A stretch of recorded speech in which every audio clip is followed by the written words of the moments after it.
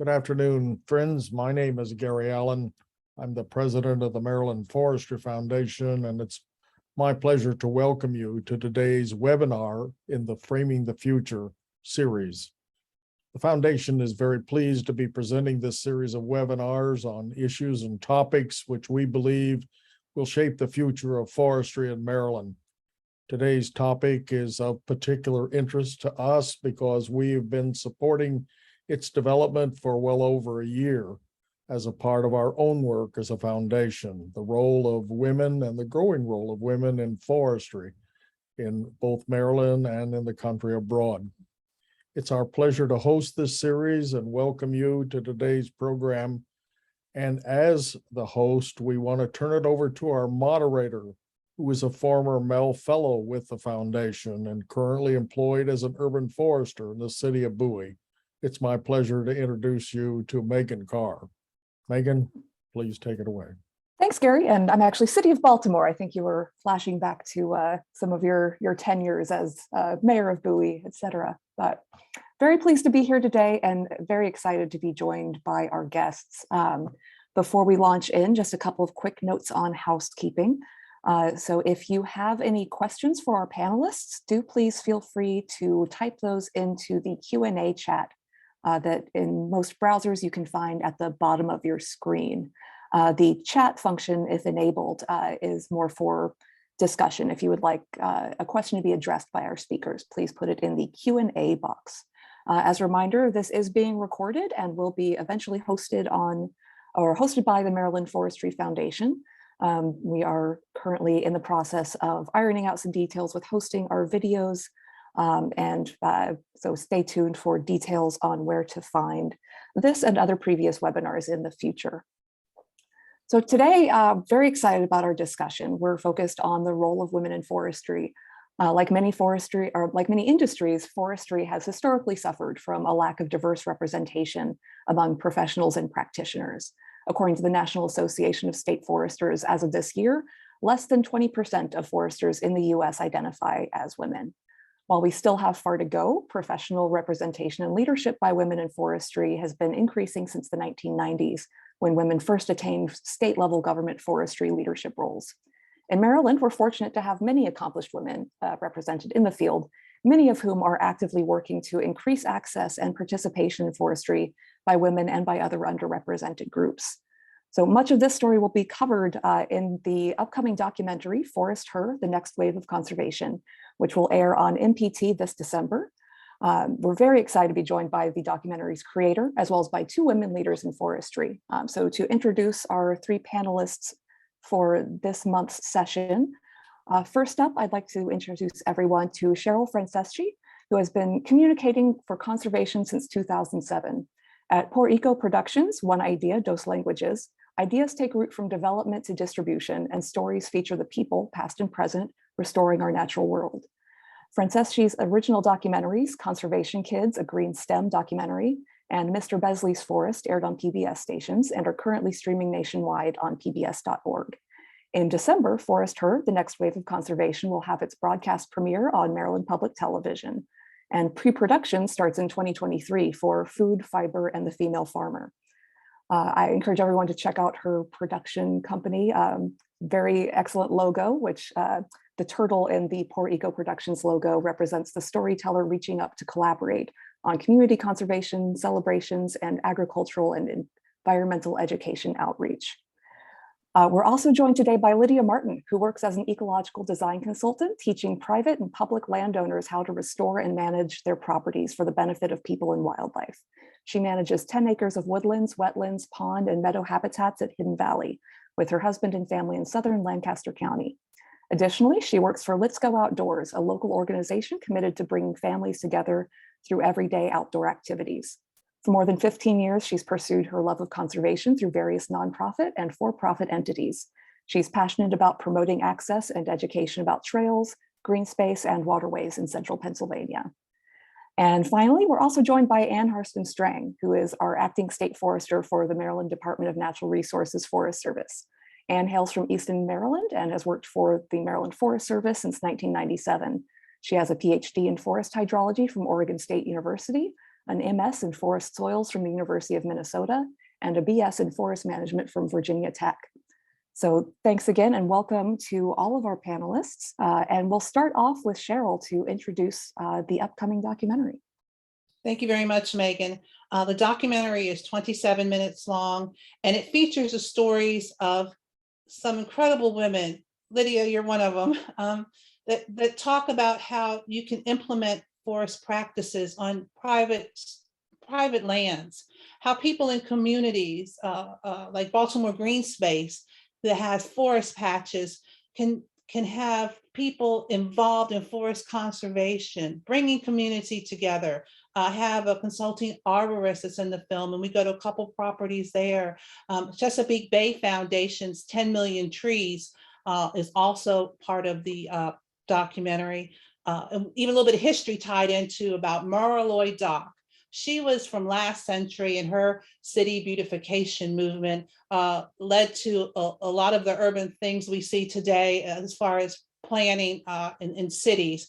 She was in forestry in movements before women could even vote. I mean, she was really out there. So a little bit of her story is told as well. And then we talk about the big trees in Maryland. Fred W. Besley started that here, and how you can go out and enjoy big trees, but also learn that math is on big trees too. You've got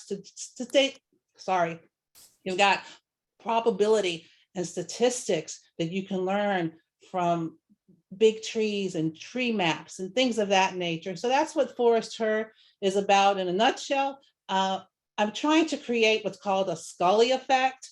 That is taken from the X-Files series that used to run back on Fox. Dana Scully was a scientist, and a lot of young women at the time saw her on TV and they became scientists. So I'm trying to create the Forest Her effect where more women go into forestry. So that's what Forest Her is about. It will air on Maryland Public Television on December 24th at 2:30 p.m. Thank you, Megan. Thank you. And shall we take a look at the trailer? I think this would be a great time to show the trailer. Thank you. Wonderful. Just a note to our viewers, you may need to turn your volume up. It seems when the audio comes through, it comes through slightly lower than our voices.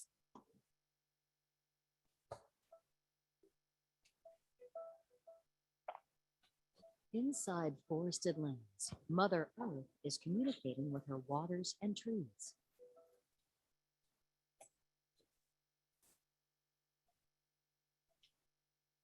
The pawpaw groves that we had here were previously cut all the way down. The prior landowner didn't understand what they really had, which was like a treasure trove of this beautiful native tree. It produces a really nice sized fruit, and then also it's great for wildlife. Rebecca's planting an American sycamore tree, which is part of the Chesapeake Bay Foundation's Keystone 10 Million Tree Partnership. We're implementing a Japanese style of high intensity deep root preparation called the Miyawaki plot. And in this rectangular area, there's going to be approximately 750 trees and shrubs planted.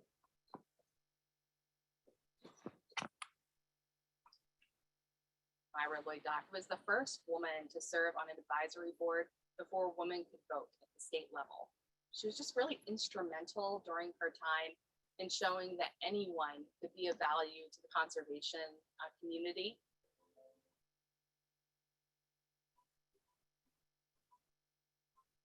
The forest never was my first love. The Forest Service wouldn't allow me to be a wildlife biologist. They wanted the first Black female forester. So I switched my major to forest management. I work with landowners primarily to develop forest stewardship plans. That's a set of written recommendations to help them manage their forest land property. I do work with several cost share programs. Our state cost share program is the Woodland Incentives Program, also known as WIP for short. And it offers cost share assistance for a variety of management practices, anything from tree planting to timber stand improvement, which could be various levels of thinning, invasive plant control. We recognize that that presents a cost to the landowner. So we have programs in place to help reimburse them for that.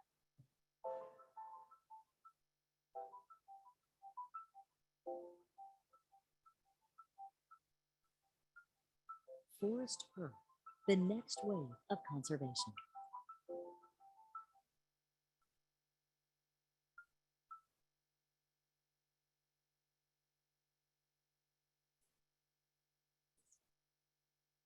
Thank you, Megan.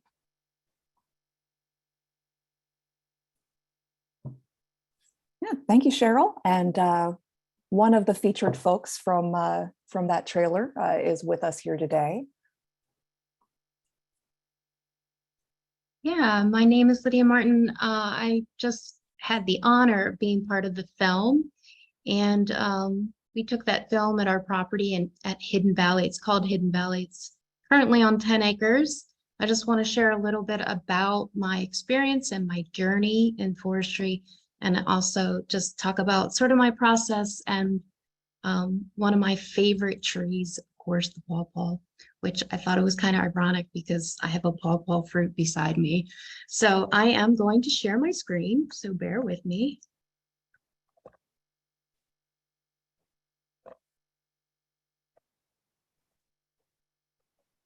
And hopefully, oops, hopefully it works this time. All right.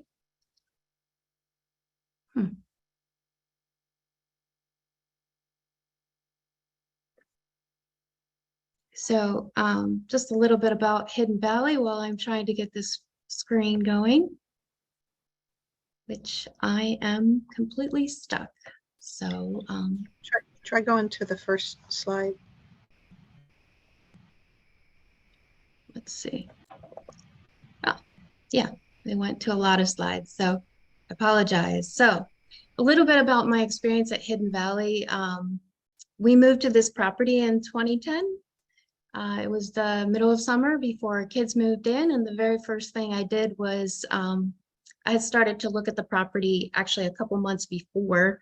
That's why these photos are dated in April. We didn't acquire the property until August. But one of the very first things I did was I looked at the sheer volume of the property and everything it had.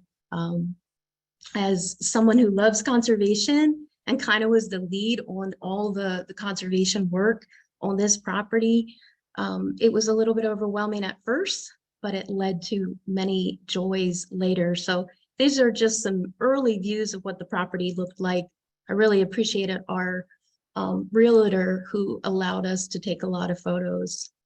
And so one of my ways of processing is sort of to look at the scope of the land, and Google is amazing. I mean, who doesn't love a lot of features of Google? So I looked at our property and I decided, well, I'm going to just start sketching all the opportunities and all of these, potential challenges that we faced. And so I know this is a lot to take in, but for me, the way my brain operated was, here I am, I want to figure out how to manage the land with my family, which, I can't say enough about the people around you that can help you through your journey in forestry, whether it's connecting with other foresters. I happen to be fortunate to work in a conservation field for many years, and I had to look at forestry management plans all the time. So one of the pieces for me was just kind of getting it all down on paper and trying to identify all these good things that could happen, and just starting to address sort of a plan on where to go. I just want to highlight one of the big pieces that was mentioned in the film, kind of went back to some of the challenges in managing forestry land, and also in developing young forests, and that is invasive species. Pennsylvania has a boatload of invasive species like Maryland. And so these challenges, for those of us who are in forestry, you can't even get to start to restore the land sometimes until you take that opportunity to manage the invasive species. And so a lot of my teaching is teaching landowners how to manage invasives and to prioritize that effort. In this case, it was teaching my children, hey, we're all going to swing off the white pine tree.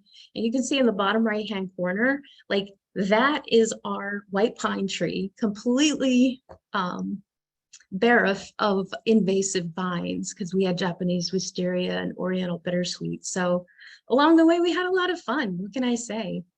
Anytime you do these activities on your land and you're trying to restore it and make it better, it's always fun when you do it together. So I just wanted to highlight the pawpaw again, because when we lived on a very tiny tract on the east side of Lancaster in Pennsylvania, we often had it's limited space, postage stamp lot, 160 feet by 80. And I tried to grow pawpaws. I wanted pawpaws so badly. So when we moved down to Hidden Valley and I started to look at the landscape, to the left are some early photos. The very first photo I ever took, all of those pawpaws, which are, which I don't think I have a cursor very well that I can show you, but to your left, beside the mulberry tree, like all of those are young pawpaws, and they were being cut all the way down by the previous landowners. And so, throughout time, I'm just like, this is like a treasure trove. Here I got my very own ground cover. And as we added more land to our property, we eventually got to 10 acres. We started to identify the different pawpaw groves. And also we added persimmon groves as well, because I love that as an edible plant. So you can see this, we did add a chicken pen. We love chickens too as well. But behind those trees are now 20, 25 feet tall and very productive. And so I hope everyone doesn't get overwhelmed by this slide, but I just wanted to show a glimpse of what we go through as people, as women who are interested in forestry. There are a lot of moving parts. And so for myself, I love writing. So I ended up writing, I write management plans. I wrote a pond management plan. I really got into the science behind all the moving parts to how to create an ecological design that's going to give back to people, but also give back to wildlife. So, and because I'm so much into edibles and more recently into mushrooming, which is totally cool, putting something like this together really helped me to sort of frame the scope of work over the last 12 years that we've been here. And so I just want to show you like at least one example of what this property looked like before we acquired it. It was 3/4 of this pond. Our pond is 1.25 acres. It was pretty much mowed or covered in invasive vines. Most of those trees aren't very high quality trees. And so I'm just going to show you a little bit of a transformation over time. This is June of 2008.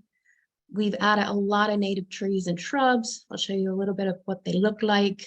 We had layers, so really focused on the canopy layer and then looking at the sublayer and the shrub layer. So if you see those that are identified with an underline, it's because our family, it's very routine, and I grew up as part of my customs that we take advantage of edible plants whenever we can. We have a lot of edibles that we add to our diet throughout the season, sometimes more than others. And so today, this is just taken yesterday, it kind of shows you a glimpse of what our pond looks like and how tall the trees are. They're probably pushing 25, 30 feet now, which is pretty amazing. And then just another, the coolest thing about being a woman in forestry is the excitement of watching everything grow. I can look out every single one of my windows and I can see my trees and I can see all the vegetation. And when you know that that was part of your work to restore the land and that I'm using this property to help educate others, I mean, that's a really significant deal. Wherever I'm at, even when I'm, I'll be speaking at the Millersville University Women in Math, Science, and Technology Conference for the 9th year. When I started, there was like 10 girls. Last year, actually this year there were 82 middle school and high school girls interested in the natural sciences. I mean, to me, that's exciting and that shows progress. And just, hey, remember that first photo of me looking towards the back? This is my property yesterday. This is what I get to look outside of every day. So for me, it's pretty exciting to be able to be on this panel and show you that, you know, sometimes you have to start small, you have to plan, but the rewards don't take long. And so these are just some of the joys that I have had, because I think, you know, something that you think about every time you restore your environment, and you add native trees and shrubs and all of this diversity, you're going to attract a lot of wildlife. For the most part, we love it. We like it. We don't like surprises, as in some of the snakes, but it is a true rewarding experience to be able to see so much life. And so I just want to leave you with a little bit about me and where I think women in forestry will go, at least in my lifetime and with my family. I happen to have a daughter, and guess what she loves? She loves Hidden Valley. She loves growing things. Now, even though her career, she's chosen to be a first responder and work in the ER, not that long ago, she said, "Mom, I really want to have Hidden Valley, and I really want to continue what you started." And so when I think about that just makes me so proud. So I am so thankful to be on the panel, and I'm thankful to everyone else who's here to listen to my story. And so if you ever need to reach out or you have questions in my neck of the woods of Lancaster, please do so. Thank you. That's Thank you. phenomenal, Lydia. Thank you. Megan, would you like to go ahead and get the next video ready? Yeah, it is ready to go. Would you like to talk about it before we start, or shall we go ahead and view it now? I'll give a little brief introduction, and I won't ramble. I'm much better behind the camera. This one is about two other landowners and what they do on their property, and also how the state of Maryland offers cost share programs to female all landowners. But in particular, in Forestry, we have Melissa Nash, who is a forester in Garrett County, featured in the film. So I think now would be a good time to go ahead and roll that. Okay, and so that'll be the public and private lands excerpt, correct? Yes, thank you. Great, you got it.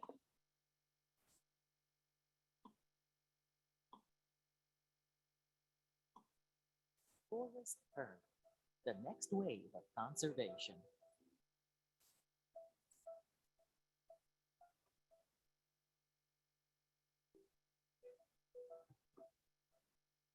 Private consultant foresters and public service foresters work together with landowners on shared forest stewardship goals. This is a quaking aspen tree. And with this organic method, we use this mat, it's a great weed suppression mat. And this quaking aspen is very quick growing, and it connects all of the root systems of the trees and shrubs of everything that grows. As this quaking aspen grows, when it becomes mature, if we cut it down, it'll send up 600 to 800 baby aspens all around. So this is an early successional method. Quaking aspens are one of my favorites for really transitioning the soil from agricultural land into a forest. This is an island that's 12 feet wide and 40 feet long. According to the U.S. Fish and Wildlife Service, if we cage off this area with a 4-foot-high fence, it's too narrow of an area for the deer to actually jump inside and too far apart from the deer to jump over both. So it's actually this island type planting. We're implementing a Japanese style of high intensity, deep root preparation called the Miyawaki plot. In this rectangular area, there's going to be approximately 750 trees and shrubs planted.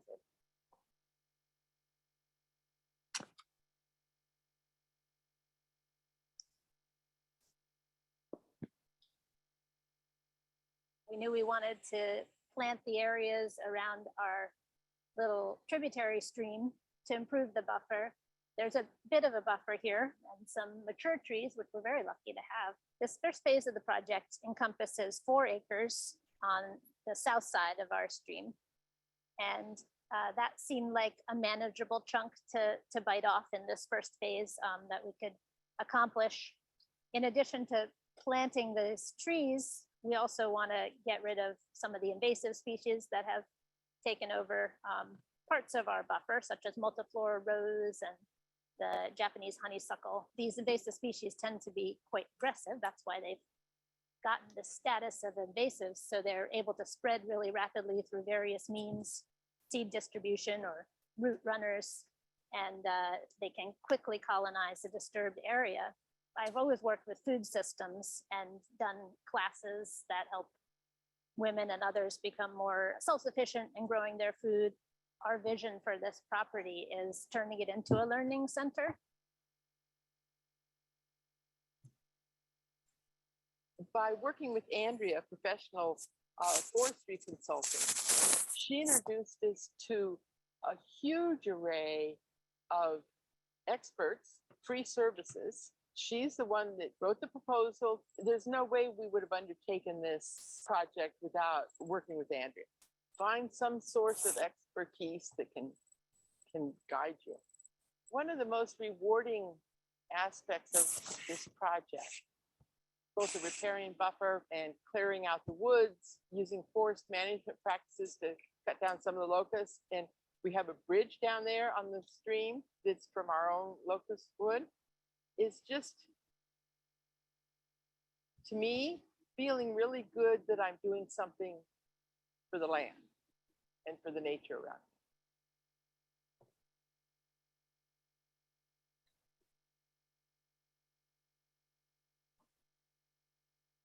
We're here on Green Ridge State Forest that's open to hunting, camping, fishing, hiking. I work with landowners primarily to develop forest stewardship plans. That's a set of written recommendations to help them manage their forest land property.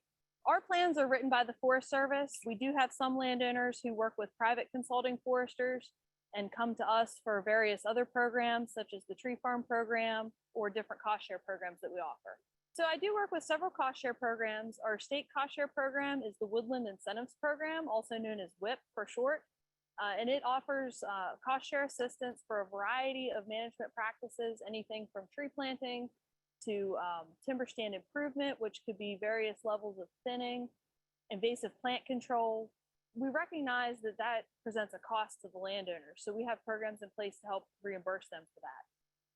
Similarly, on the federal side, there's the EQIP program, Environmental Quality Incentives Program, that offers cost share practices, and also the CREP program, the Conservation Reserve Enhancement Program.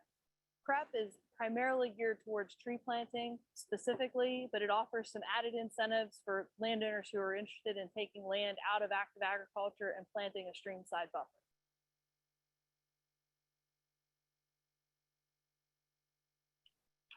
So every plan that I write has a very detailed set of written recommendations for each management area. The landowner can take this, read it, learn about their forest, and then have a plan for what to do going forward to manage it to meet their goals.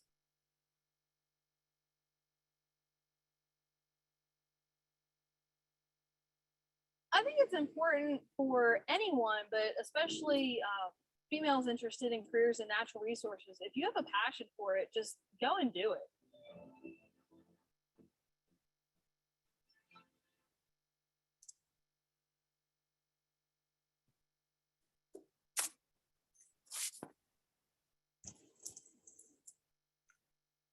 All right, and one of the core topics that was addressed in that clip included some of those cost share programs. So Anne, if you would like to speak to some of those. Well, you heard Melissa give a nice overview of some of our major state and federal cost share programs. We're excited to offer those to all landowners. The Woodland Incentive Program is one that's widely used, particularly for addressing the kind of issues that Lydia was bringing up, that it's not just in Pennsylvania, that's all over the place. So our Woodland Incentive Program can help with invasive species control and tree planting. If for landowners that are eligible for something like the Conservation Reserve Enhancement Program, it's a federal and state partnership, that's probably our most generous incentive program, and really highlights some of our highest functioning natural systems, the buffers and the wetlands. The EQIP program we have used to really good effect on some of our forest management systems for restoring some different habitats, like golden wing warbler habitat in Western Maryland. So there's some really neat projects that have been fostered through that. One of the trends that we're seeing in farming and forestry is an increase in female landowners, you know, whether it's on their own or sometimes as a result of inheritance. And they may not have had the tradition of managing the land or the history, but sometimes they've had to step into those shoes. And it's where we're just trying to make sure we get the word out to, you know, all of our new landowners that these programs are out there, and that, you know, we have professional advice from foresters, and we have ways to help people meet their spectrum of goals. I want to say that while filming, a lot of my research, I came across multiple websites, multiple pages on these cost share programs. I myself am not eligible one where I live.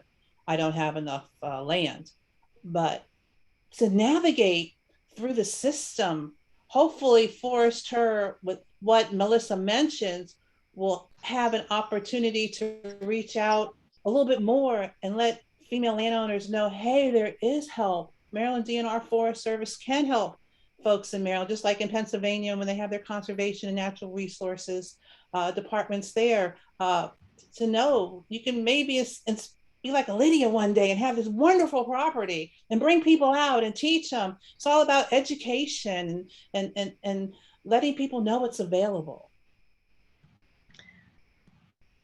Yeah, one of the other ways into some of our programs is our tree planting initiatives. And I did want to mention one of our new initiatives, the 5 Million Trees Initiative, where we're planting an additional 5 million trees on top of the reforestation that we were already doing for the Chesapeake Bay restoration and our Greenhouse Gas Reduction Act planting.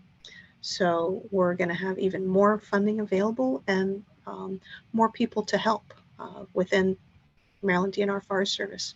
And we're really trying to recruit a lot of diversity in that. And we are still hiring, if you know folks that would like to help us with tree planting. But there's the trees that we plant through those, maybe some of those will be our future big trees. Yeah, that would be great. And that's a good segue into the next video, Megan, that we're going to queue up about Math Grows on Big Trees. It features one of the forestry board members from Frederick County and how she has this big tree walk at Hood College in Frederick, Maryland. Excellent. Yes, pulling that up right now.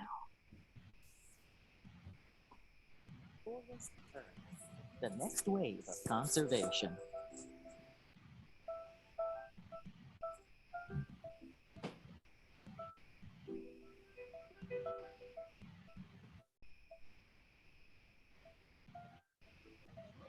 So on Hood campus, we have 14 trees. One of the things I find most exciting is when I can nominate or measure a tree that is in a publicly accessible place.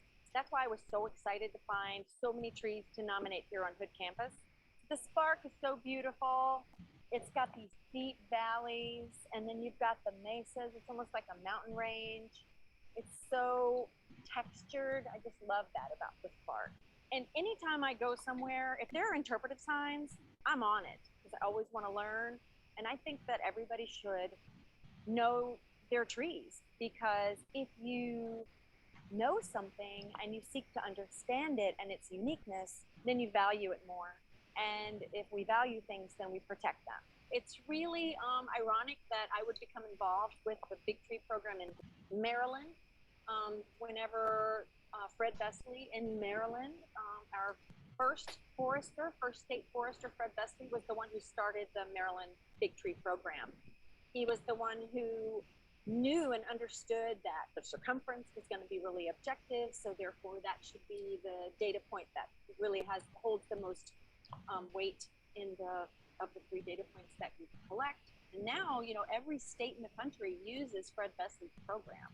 And then there's a national tree program as well that showcases the champions from each state.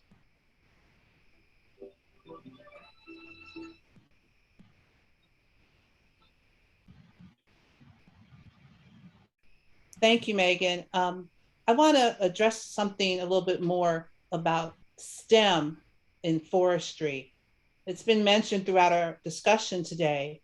You had seen Melanie Staria Mobley, the first African-American female forester for the U.S. Forest Service, in the trailer. She's now a STEM educator.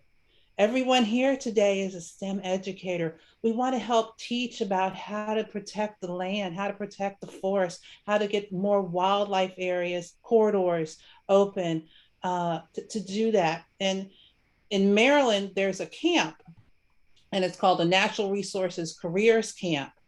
And Melissa, who's in the film, I happened to learn it while I was filming her for Forester, that she attended the camp and goes back and teaches high school students in Garrett County for 1 week about forestry.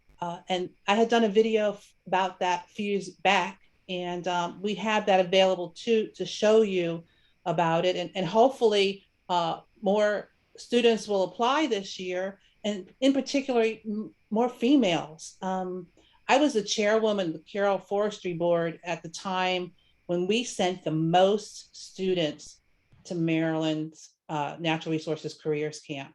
So hopefully more students will apply, more students will go, and that Scully effect, we can even have the NRCC effect on females in forestry. So Megan, if you could roll that NRCC video, that's the last video we're going to show today.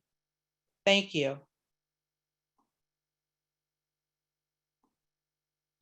Standing alongside this river located in Garrett County is the historic Castleman Bridge. When built in 1813, this was the largest single-span stone arch bridge in the country. Now, it's a designated National Historic Landmark and a great backdrop for learning natural resource conservation. Garrett County is known as the cradle of forestry in Maryland. Here, Maryland's first state forester, Fred W. Vesley, created what we know today as the state's Department of Natural Resources. Today, the learning site includes the Castleman River itself, a 56-mile-long tributary of the Youghiogheny.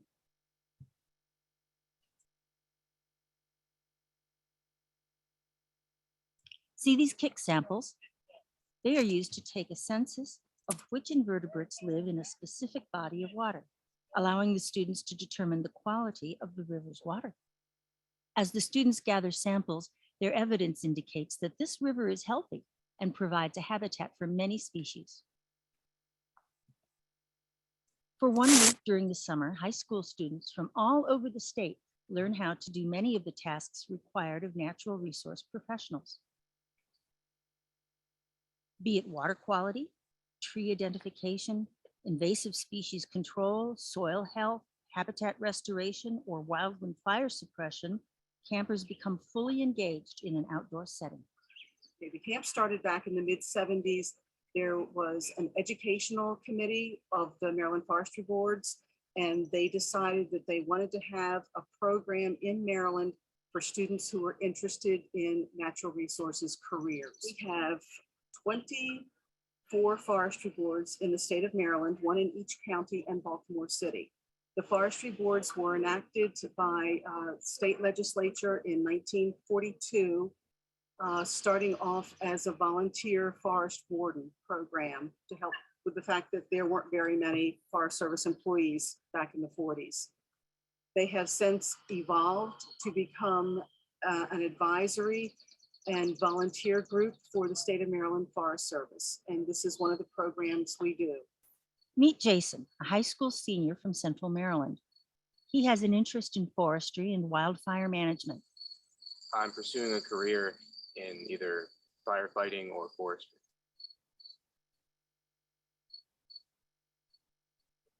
This camp gives him and other students who are 16 years of age or older eligibility status to earn 2 college credits in forestry from Allegheny College of Maryland.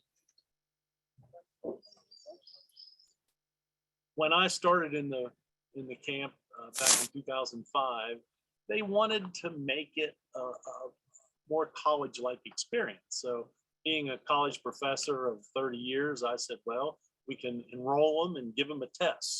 So that's what we've done. The college at Allegheny in Cumberland, Maryland, they cooperated and allowed us to enroll students who wish to take this course for college credit.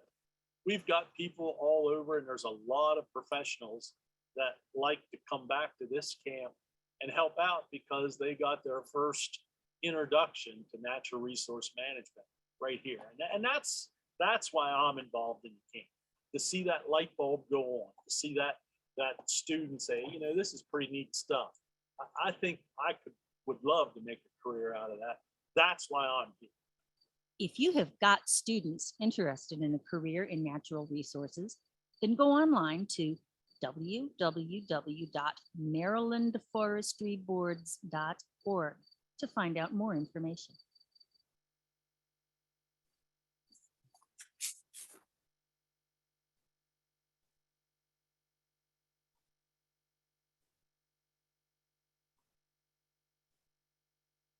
Now, as I recall, Anne, I think in some of our discussions before the webinar, you had mentioned that you attended a previous iteration of the Natural Resources Careers Camp. I don't know if you wanted to talk about some of your memories of that and how it helped your career trajectory over time.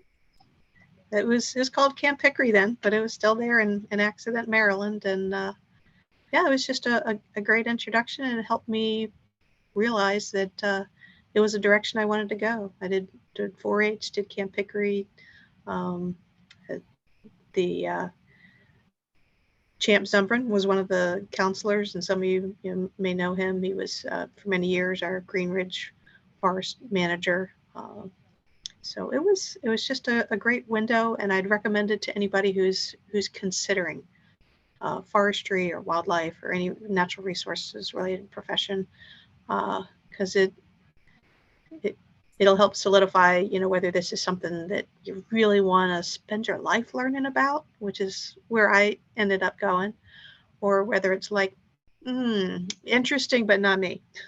So we get some of both, and it's worth doing it. And it's really cool to go there. I was able to go there this past summer and just see some of the connections that get made when you get folks outside and interacting with their environment in a way that a lot of our classes don't now. Yeah, and can I just add, I think all of us here are connected to other entities. And one thing I find is that just being open to inviting youth, especially girls, invite them and their guardian or their parent out to participate in some of these activities with other conservation organizations. I think sometimes that's a really big deal that we often overlook. Yeah, I'm going to give you an example. I was filming at a convention, and they had youth there, and they went up to the USDA Forest Service, and they were like, well, can we go into forestry? And I thought, why can't you go into forestry? I don't know what the response was from the woman at the booth, but I'm sure she said yes. So things like that there are more opportunities, there are more like outreach programs for, girls can do forestry, women can be forest conservationists in their own communities. It just takes another level of involvement, like you said, Lydia. And I try to do that with my films. I provide curriculum with my films so that teachers can use them, parents can use them, guardians can use them to get kids more engaged.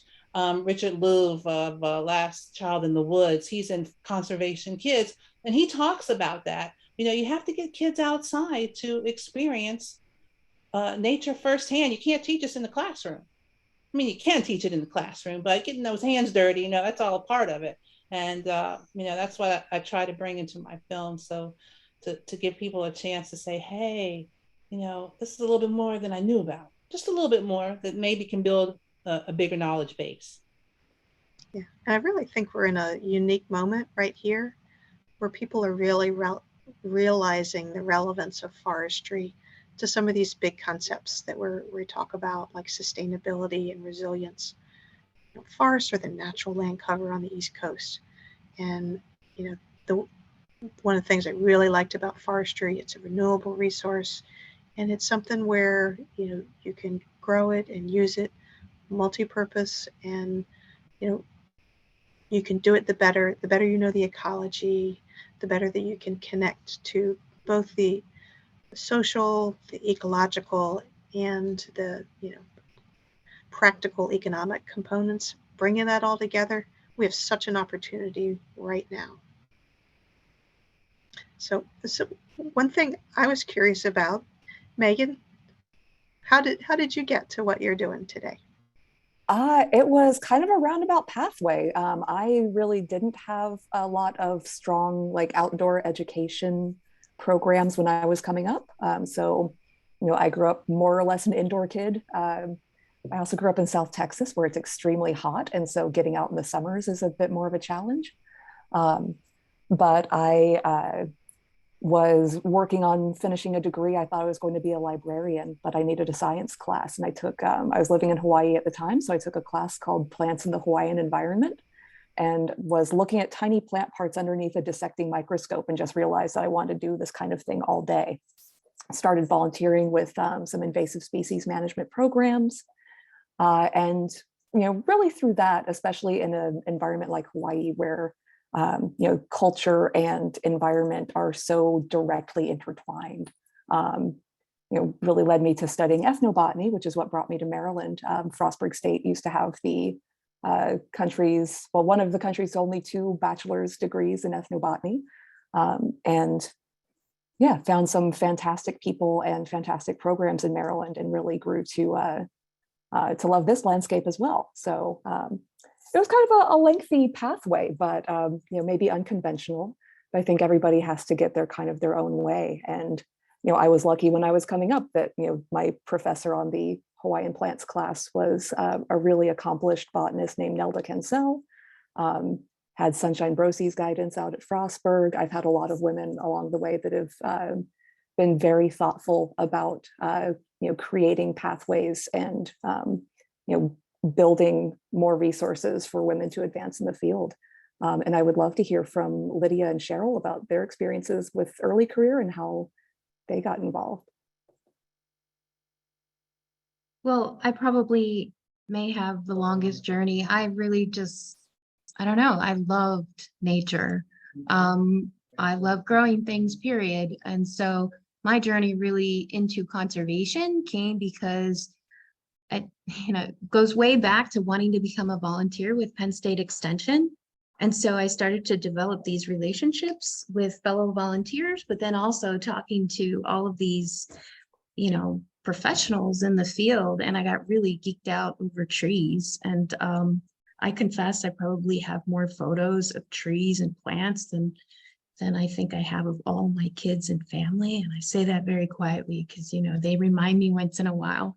So it kind of led from there to working with programs like Pennsylvania Master Naturalists and also tree tenders, which I think are great programs if they're not in Maryland.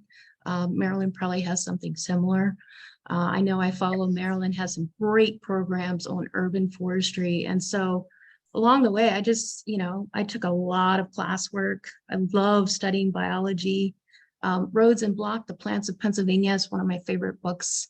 None of that intimidated me. I took a lot of conferences.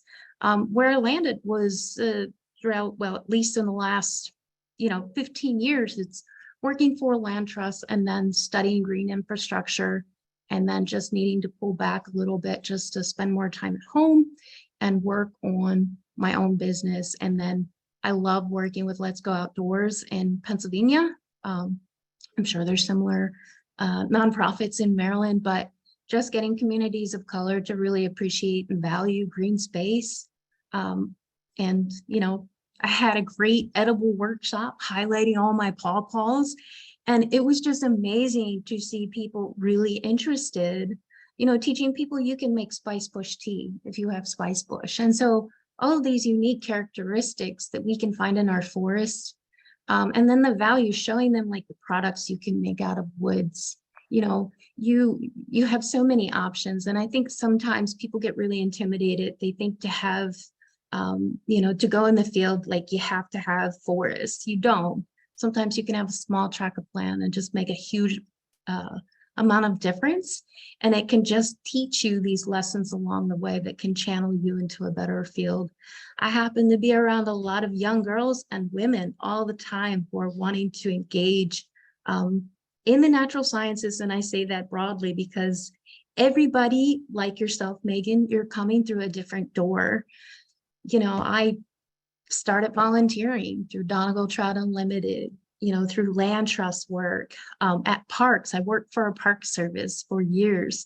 And so all of those pieces kind of wove me into what helped me to develop personally and then how to develop Hidden Valley. So you know, staying updated on all the trends and just spending time with people gives you that opportunity to like share your knowledge with others and grow that core group of people. And I'm just so encouraged, Anne, to hear you say that you're seeing that, you know, that increase in interest. Because for me, what this panel does is when I go to give my 2023 presentation to the young ladies that participate, the middle school and high school, I can talk about these specific things and say, look, there's so much opportunity here. Whether you stay in Pennsylvania or go to Maryland or go anywhere, you know, look for these opportunities. Women belong in forestry and conservation fields. And we need to keep restating that over and over and over. Yeah, over and over. And a little shout out to like Rosie the Riveter and go, Forest, her, you know what I mean? To get them pumped up about it. I went to school at night for 11 years while working full time. I'd worked at Channel 9 a lot at the time. And education's always been a part of me, you know, wanting to learn more and seeing what was going on, like in the environment. I went to the University of Maryland Extension through their Woodland Stewards program to learn what a forester does or what a landowner does at the time I was making Mr. Besley's forest. I had met Fred Besley's grandson, Kurt Rogers, at the time, and just thought his story was so fascinating. So in my projects, you'll see a little Besley here, a little Mr. Besley there, you know, because he's my conservation hero. And what we've done in Maryland with the Big Tree program, it's gone all throughout the country. So if you can start a movement like that in Maryland, you can start a bigger movement with forestry and females, you know what I mean? So that's how I have gotten into this, seeing that you can use film to bring in audiences that may not realize what's out there. Well, it's just not the trees. It's wildlife corridors, like I said before, you know, it's clean water, it's reducing heat islands, things of that nature. I go with the Maryland STEM Festival this Saturday, and Anne's part of the panel, and Melanie Staria Mobley's part of the panel at the Robinson Nature Center. What better place to show a film about females in forestry than the Nature Center? Then the kids can go out, they can play in there. They have an outdoor play space, a national play space, where kids can, you know, maybe say, oh yeah, I saw that in the film, and this is how the tree grows or whatever. You know, so doing things like that with film, you know, I try to build partnerships with different organizations to do stuff like with DNR, that film on NRCC. That was a project of love. I mean, I went out and did that to make sure that more people knew about it. And I loved recruiting for that program because I think it's so wonderful. You know, it's affordable and kids can get credits for college. I mean, you can't get credits for college in a lot of these programs if kids are wanting to go to college, you know. The experiences, I think, is just great. So that's how I am with my films, and my next film about females in agriculture. I think it all ties in. It's like I see from my experiences that the ag community and the environmental community, they really are together, but sometimes there's this like pull. And I want to try to make sure that that pull just softens and comes into one. I have seen that change, at least in my area. It doesn't always look the same though. At least where I'm at, there are some pretty conservative farmers. And so the interest is growing. And the coolest thing is it's not just growing with like the typical male farmer in charge. It's also growing, with the wives and with the families. And so I can say like, and I probably, Maryland is similar, like we're starting to see change happen with making that connection between forestry and ag. I know a number of the organizations, and K10 was mentioned a couple times, the Keystone 10 Million Trees Initiative, and then and I think you had mentioned what 5 million. We're smaller. We have 5 million. 5 million. Well, it doesn't matter. Like all of those efforts, I just like kudos to everyone who's going out there and doing the work. And then also, whether you are actually with an organization or if you like myself as a liaison to help people connect to those resources, I mean, that's really valuable. And I think a lot more people need that actually sometimes than thinking that somebody's going to come and plant everything for them. More and more people are interested in making the connection to what they actually put in the ground. They want to do it, not to necessarily put that off on someone else. They may want some help, but they want to really be part of that process. And that is how you continue to grow your core of conservationists. And Lydia, when I was filming you, you talked about the cultural aspect, the native plants, the foods. You have part of your heritage that if you know what to plant, you can have the cuisines, you can have that community and share of everyone together. Right. So, I think it's very interesting that that there's so much to learn. I mean, I grew up foraging. It's what we did culturally. We just foraged. We didn't always eat like all the domesticated crops or whatever that are made, but I think it's very humbling and it's nice to see that more people are interested in persimmons, pawpaws, and looking at our native fruits and our native nuts and seeing forests beyond just wood. You know, I think wood is important. We choose to heat with firewood. I love keeping everything as local and close to home as you can, but trees are so much more. I mean, you should see some of us are out there like me. I'm inoculating my dead trees with spori from mushrooms just so I can get edible mushrooms. And so, like, maybe somebody's not interested in that now. It took me 10 years to get here in being able to do that. But think somebody like me or somebody that you influence like you, hopefully more women, but also whomever. Like if they're doing that, they're making that connection, the odds are high that they're not going to be cutting down some beautiful trees in their landscape if they really care about what that tree or trees, that entire forest does for their community. Yeah, we really need to tap that whole diversity.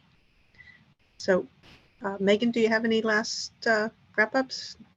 Just for the final couple moments that we have together, I would just like to thank our three panelists for your time and participation today. This was a really great discussion, and Cheryl, we really appreciate being able to share some of your work today. And Cheryl, if you'd like to remind folks when they can see your upcoming documentary. Sure, it'll be on Maryland Public Television, December 24th at 2:30 p.m. I was joking with them and said, hey, Santa's coming a little early for Poor Eco Productions, so everyone will get to see it then. Wonderful. And any upcoming things on the horizon that we should be keeping an eye out for from any of the three of you? I have a new film in development, Food Fiber and the Female Farmer. It's going to be a half hour. Trying to look for funding. Speaking of funding, I want to thank the Maryland Forestry Foundation for funding some of the film of Forest Her. You will see their logo when you watch it on MPT in the opening and closing credits. The Female Farmer is going to be sort of like the Forest Her to get more women involved in agriculture. But there's a trend now where, like you were saying, Lydia, that they are. You know, we need to be able to grow our food. So in Maryland, I know it's increasing. So I'm in the development stage right now. I have my logo. And for me, it's always about starting with the logo because I want to make sure that it talks to me, because if it talks to me, it's going to talk to the audience. So that's where I am now. Wonderful. Well, thank you again to everyone for joining us today. Do keep an eye out for the Forest Her documentary airing on December 24th. And we will see, hopefully, a lot of folks back here again for future webinars. So stay tuned for the next Framing the Future, which will be the third Thursday in November at 1 p.m. And with that, I think we will be closing today's session. Thank you, everyone. Thanks, Meg.